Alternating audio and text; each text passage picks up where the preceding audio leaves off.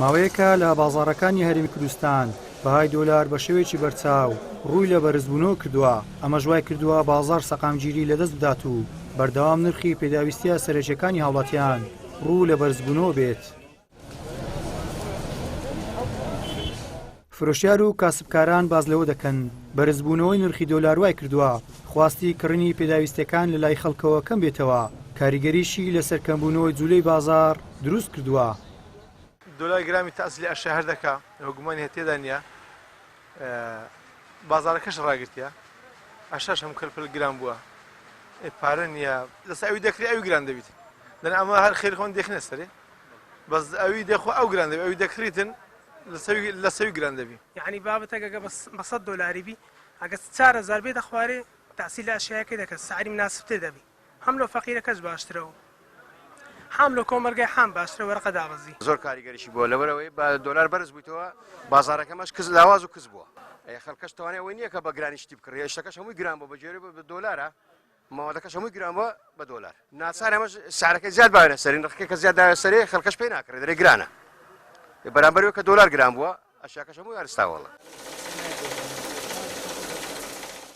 لەبارەی بەرزبوونەوەی بەهای دۆلار بەرامبەر بە دینار ئابووریناسێک هۆکارەکەی بۆ بانکی ناوەندی عێراق دەگەڕێنێتەوە بەوەی لە ڕابردوودا سەرکەوتونە بووە لە سیاسەتی سەقامگیری نرخی دینار. پێشی وایە ئەو دەستوەردان و یاریکردنا بە بەهای دینار وای کردووە کاریگەری لەسەر ئەو هەڵاوسانە ئابووریانە هەبێت کە لە عێراق و هەرێم ڕوو دەدەن. لە ماوەی ڕابردوو بانقی ناوەندی سەرکەوتونە بۆ لە سەقامگیری نرخی دینار چەندین سیاسەتمان هەیە دەتوانن بیگرنەوە بەوان لە نێوان هەم سیاستەکان یەک سیاست جێبەجێ دەکرێت پەیڕەو دەکرێتش فرۆشتنی دۆلارە هەرچەندە دۆخی عێراق ئێستا لە ڕووی یەدەجی درراوە زۆر باشە و نرخی نەوتیش بەرزە کە سەرچاوی سەرەکی داهاتی عێراقە بەڵام هەندێک دەسوەردان و یاریکردن بە دینارەوە لەلایەن بانقی ناوەندی وای کردیە سەقامگیری لە عێراق نەمینێت لە ماوەی 18 ساڵی ڕابردوو بانقی ناوەندی عێراق سەرکەوتونە بۆ لە جێگیرکردنی نرخی دینار ئەوە شوای کردێ بەردەوام باکەی لە کەسبوون و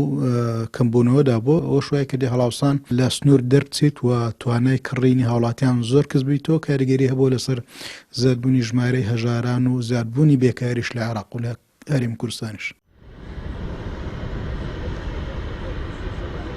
لە ماوەی 2 ساڵی ڕابردوو بە تایبەت لە دوای دابەزینی نرخی نەوت لە بازاڕەکانی جیهان بە بیانووی کەمبوونەوەی داهاتی بەدەسهاتووی عێراق و کەمکردنەوەی کورتێنانی بودجا بەهای دینار بەرامبەر بە دۆلاری عێراقی 123 بەهاکە لەدەستدا و بە ماش نرخی خۆراک و پێداویستەکانی ڕۆژانەی خەڵک ڕووی لە بەرزبوونەوەیەکی بەرچاو کردو زەرمەندی یەکەمیش هاوڵاتیان و چینی هەژارانە. گەیلان سابیر کەناڵی ئاسمانی پەیام هەولێر.